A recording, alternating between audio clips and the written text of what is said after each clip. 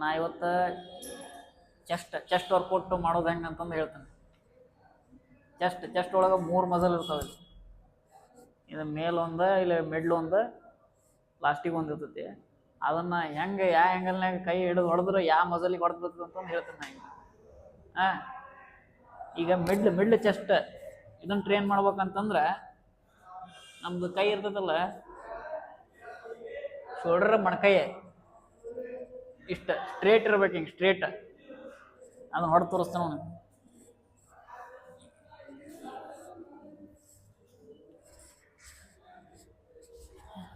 ಒಂದು ಎವ್ರೇಜಾಗಿ ನಮ್ಮ ಶೋಲ್ಡ್ರಿಗೆ ತಕ್ಕಂಗೆ ಇಲ್ಲಿ ಹಿಡಿಬೇಕು ನಾವು. ಬೆಂಚ್ ಬೇರೆ ಬೇರೆ ಜಿಮ್ನ್ಯಾಗ ಇವು ಬಾರ್ ಬೇರೆ ಬೇರೆ ಇರ್ತಾವ. ನಮ್ಮ ಶೋಲ್ಡ್ರ್ ಎಷ್ಟು ಸೈಜ್ ಐತೆ ನೋಡಿ ಅಷ್ಟು ತಕ್ಕಂಗೆ ಒಂದು ಎವ್ರೇಜ್ನಾಗ ಹಿಡ್ಕೋಬೇಕ. ಹಿಡ್ಕೊಂಡು ಸ್ಟ್ರೇಟ್ ಎತ್ತಿದ್ರೆ ಮಿಡ್ಲ್ ಪೂರ್ತಿ ಹಿಂಗೆ ಸ್ಟ್ರೇಟ್ ಎತ್ತಿದ್ರೆ ಮಿಡ್ಲ್.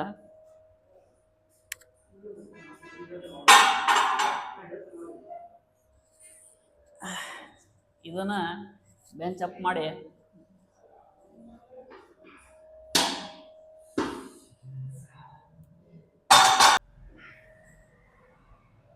ಇದು ಕೈ ಇದಲ್ಲ, ಇದು 90 ಡಿಗ್ರಿ, ಇದು ಕರೆಕ್ಟ್ ಸ್ಟ್ರೇಟ್ ಐತಿ ಇದು. ಹಾಂ, ಇದನ್ನು ಒಂದು ಸ್ವಲ್ಪ ಹಿಂಗೆ ಒಂದು ಸ್ವಲ್ಪ ಅಪ್ ಮಾಡ್ಬೇಕಿದು. ಅಪ್ ಮಾಡಿ ಹೊಡೆದ್ರೆ ಅಪ್ಪರ್ ಚೆಸ್ಟ್ ಮಜಲಿಗೆ ಬರ್ತದೆ. ಒಂದು ಸ್ವಲ್ಪ ಅಪ್ಪ ಬೆಂಚ್ ಮ್ಯಾಲೆ ಮಾಡಿ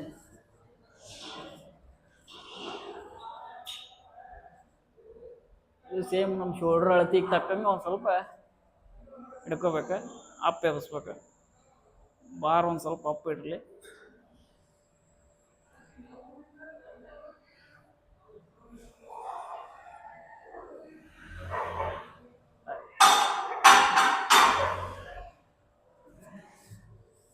ಈಗ ಲೋವರ್ ಚೆಸ್ಟ್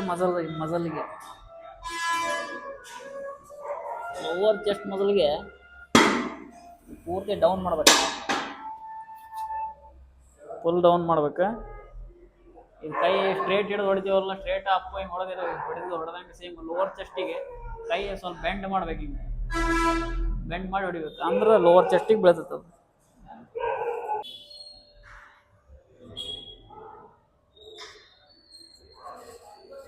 ಹಾಂ, ಸೇಮ್ ಹೊಡ್ತೀವ ಸ್ವಲ್ಪ ಮ್ಯಾಮ್.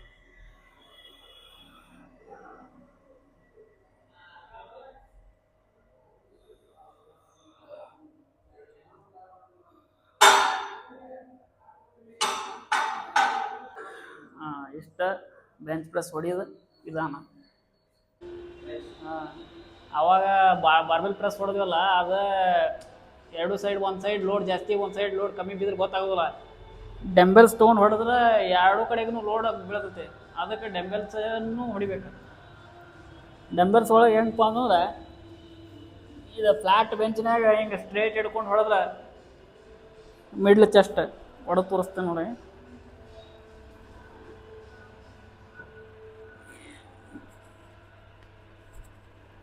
ಒಂದು ಸ್ವಲ್ಪ ಕೈ ಬೆಂಡ್ ಆಗಲಿ.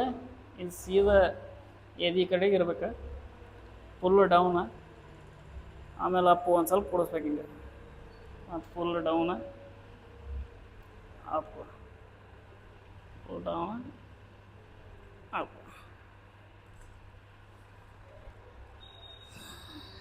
ಕಟ್ ಮಾಡೋಣ. ಹೀಗಿದೆ ಅಪ್ಪರ್ ಚೆಸ್ಟ್ ಮಜಲ್ ಏನೈತಲ್ಲ, ಅದನ್ನು ಟ್ರೈನ್ ಮಾಡೋಕ್ಕೆ ಡೆಂಬೆಲ್ಸಿಂದ ಹೊಡಿಬೇಕು. ಹೆಂಗಪ್ಪ ಅಂತಂದ್ರೆ, ಬೆಂಚ್ ಒಂದು ಸ್ವಲ್ಪ ಅಪ್ ಮಾಡ್ಕೋಬೇಕು.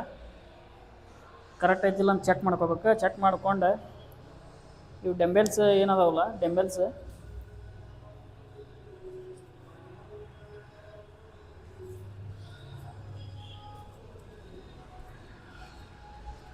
ಇದು ಅಪ್ ಸೈಡ್ನಾಗ ಎಬ್ಸ್ಬೇಕು. ಹಿಂಗೆ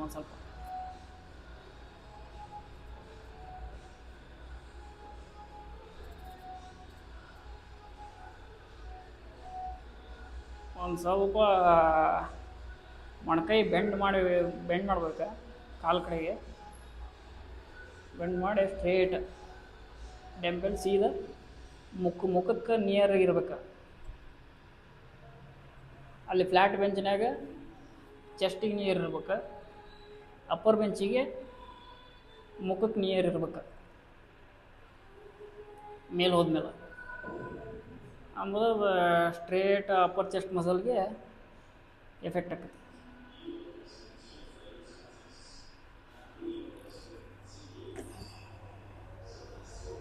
ರೈಟ್. ಆ್ಯಕ್ಚುಲಿ ಇದು ಬೆಂಚ್ ಡೌನ್ ಮಾಡಿ ಯಾರು ಡೆಂಬಲ್ ಟ್ರೈ ಮಾಡೋಂಗಿಲ್ಲ. ಆ್ಯಕ್ಚುಲಿ ಅದನ್ನು ಮಾಡ್ಬೇಕು. ಇದು ನಮ್ದು ಲೋವರ್ ಚೆಸ್ಟ್ ಇಂಪ್ರೂವ್ ಆಗ್ಬೇಕಂತಂದ್ರೆ ಬೆಂಚ್ ಬೆಂಚನ್ನು ಸ್ವಲ್ಪ ಡೌನ್ ಮಾಡಿ,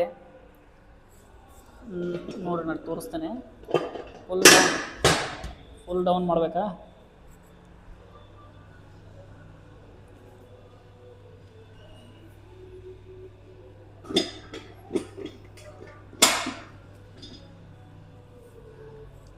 ಆ್ಯಕ್ಚುಲಿ ಇದು ಒಂದು ಸ್ವಲ್ಪ ಬ್ಯಾಲೆನ್ಸ್ ಹೋಗ್ತೈತಿ. ಬ್ಯಾಲೆನ್ಸ್ ಹಿಡ್ಕೊಂಡು ಸ್ಟಾರ್ಟಿಂಗ್ ಒಂದು ಸ್ವಲ್ಪ ತ್ರಾಸ ಆಕೈತಿ, ಆಮೇಲೆ ಈಸಿ ಆಕೈತಿ. ಅಲ್ಲೇ ಬಡಿಬೋದು ಐ ಥಿಂಕ್. ಸ್ವಲ್ಪ ಮುಂದೆ ಸರಿಸ್ಬೇಕು.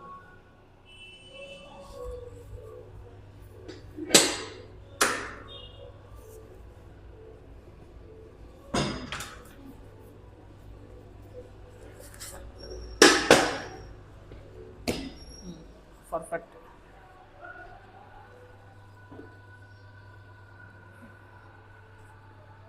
ಹೆವಿ ವೇಟ್ ಲಿಫ್ಟ್ ಮಾಡ್ಬೇಕಂತಂದ್ರೆ ಹಿಂಗೆ ಮೊಣಕಾಲ ಮೇಲೆ ಇಟ್ಕೊಂಡು ಡೆಂಬಲ್ ಲಿಫ್ಟ್ ಮಾಡ್ಬೇಕು. ನಾರ್ಮಲ್ ಲಿಫ್ಟಿಂಗು ನಡೀತೈತೆ, ಹಾಗೆ ತಗೋಬೇಕು. ಹಿಂದೆ ಜರಿ ಪಾಸಿಬಿಲಿಟಿ ಇರ್ತೈತಿ, ಅದಕ್ಕೆ ಅಲ್ಲಿ ಕಾಲು ಲಾಕ್ ಮಾಡ್ಬೇಕು ಕೆಳಗೆ. ಇದು ಹೆಂಗೈತಪ್ಪ ಅಂತಂದ್ರೆ ಫುಲ್ ಡೌನ್, ಇದು ಹೊಟ್ಟೆ ನಿಯರ್ ಮೇಲು ಎತ್ತಬೇಕು, ಹೊಟ್ಟೆಗೆ ಬರುವಂಗೆ. ಹೊಟ್ಟೆ ಮೇಲೆ ಚೆಸ್ಟ್ ತಳಗೆ ಹಿಂಗೆ ಹೊಡಿಬೇಕದು. Full down, full up. ಇದು ಫುಲ್ ಎಫೆಕ್ಟಿವ್ ಆಕೈತಿ. ಇದನ್ನು ಡೆಂಬಲ್ ಐತಲ್ಲ ಹಿಂಗೆ ಮೇಲೆ ಭಾಳ ಮೇಲೆ ತೊಗೊಬಿಡ್ರಿ. ಸೀದಾ ಹೊಟ್ಟೆ ಹಿಂಗೆ ಸ್ಟ್ರೇಟಾಗಿ ತೊಗೋಬೇಕದು, ಇಲ್ಲಾಂದ್ರೆ ಬ್ಯಾಲೆನ್ಸ್ ತಪ್ತೈತಿ ಮತ್ತು ಎಫೆಕ್ಟ್ ಆಗೋದಿಲ್ಲ. ಶೋಲ್ಡರ್ ಇಂಜುರಿ ಆಗೋ ಚಾನ್ಸಸ್ ಇರ್ತೈತಿ.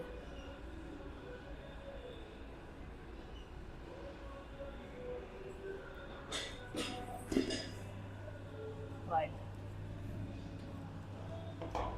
ಬಾರ್ಬೆಲ್ ಪ್ರೆಸ್ ಮತ್ತು ಡೆಂಬಲ್ ಪ್ರೆಸ್ ಹೊಡೆದ್ಮೇಲೆ ಇದು ಬಟರ್ಫ್ಲೈ ಮಷಿನ್ ಇದು ಬಿಗಿನರ್ಸಿಗೆ ಇದು ಫುಲ್ ಈಸಿ ಮತ್ತು ಎಫೆಕ್ಟಿವ್ ವರ್ಕೌಟ್ ಇದೆ. ಫಸ್ಟ್ ಸ್ಟ್ರೇಟಾಗಿ ಎಕ್ಸ್ಪೀರಿಯನ್ಸ್ ಆಗ್ಬಿಟ್ಟ ಸ್ಟ್ರೇಟ್ ಬೆಂಚ್ ಈಗ ಸ್ಟ್ರೇಟ್ ಇಟ್ಕೊಂಡು ಹೊಡಿಬೇಕು. ಆಮೇಲೆ ಎಕ್ಸ್ಪೀರಿಯನ್ಸ್ ಆದವ್ರು ಅವು ರೋಪ್ ಫ್ಲೈ ಮಾಡ್ಬೋದು. ಈ ಫ್ಲೈ ಎಲ್ಲರೂ ಬಿಗ್ನರ್ಸ್ ಮಾಡೋದಿದೆ. ಡೆಂಬಲ್ ಪ್ರೆಸ್ ಮಾಡಿದ ತಕ್ಷಣ ಇದನ್ನು ಸ್ಟಾರ್ಟ್ ಮಾಡೋದು. ಈ ಕೈ ಸ್ಟ್ರೇಟ್ ಇರ್ಬೇಕು, ಫುಲ್ ಮುಂದೆ ಸ್ಟ್ರೇಟ್ ಬರ್ಬೇಕು, ಸ್ಲೋ ಬಿಡಬೇಕು, ಸ್ಟ್ರೇಟ್.